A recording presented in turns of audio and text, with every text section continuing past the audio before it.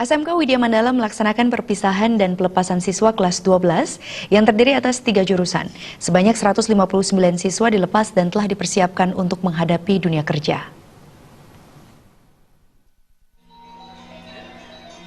Sebanyak 159 siswa kelas 12 dilepas oleh SMK Widya Mandala yang terdiri atas 3 jurusan. Ketiga jurusan tersebut diantaranya 34 siswa dari jurusan otomotif, 72 siswa dari jurusan akomodasi perhotelan, dan 53 siswa dari jurusan jasa boga. Kepala SMK Widya Mandala Iwayan Sukodane menyatakan, selama melaksanakan pendidikan, para siswa diarahkan untuk lebih banyak praktik agar nantinya siap menghadapi dunia kerja. SMK Widya Mandala telah bekerja sama dengan beberapa instansi terkait sesuai dengan jurusan mereka.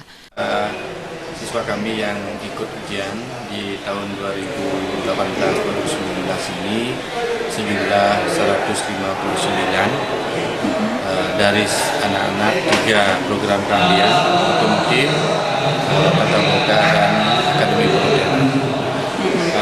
Dari segi keikutan ujian semuanya ikut, jadi mudah-mudahan di tahun ini bisa lulus semua karena nilai baru kemarin diambil di provinsi. Kami akan dapat hari 1, nanti pengumuman tanggal 13. Anak-anak kami syukur karena kami lebih banyak prakteknya, sehingga 75% praktek dan 25% teori itu anak-anak kami. Bahkan yang kelas 2 sekarang ini sudah banyak juga diminta oleh hotel untuk bisa magang. Sementara itu, Ketua Yayasan Widya Mandala Badung I Gusti Ketut Ngurah Widyarte menyatakan para lulusan telah dipersiapkan untuk mengisi 3 peluang, diantaranya untuk mengisi dunia kerja, melanjutkan ke perguruan tinggi, dan menjadi wirausaha. Hal tersebut telah dibekali kepada para lulusan melalui berbagai program unggulan yang telah diberikan selama sekolah. Kami dari yayasan, anak-anak kita yang sudah tamat saat ini, yang kita lepas pada saat ini, kan ada 3 hal yang mereka harus setuju. Yang pertama, mereka bekerja.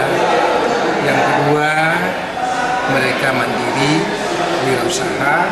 Yang ketiga, melanjutkan pendidikan mereka. Dan semua ini kita sudah bekali, karena visi kita menanamkan kompetensi, kemudian mandiri, dan berbudaya. Kami harapkan bagi anak-anak yang bekerja di dunia industri dan usaha, ada 3 hal yang perlu ditekuni oleh mereka. Yang pertama, mengenai kompetensi mereka. Yang kedua, etos kerja mereka. Kemudian yang ketiga, produktivitas mereka. Dalam kesempatan tersebut diberikan penghargaan kepada para juara kelas di masing-masing jurusan dengan total 9 orang. Desak Aryani, Bali TV.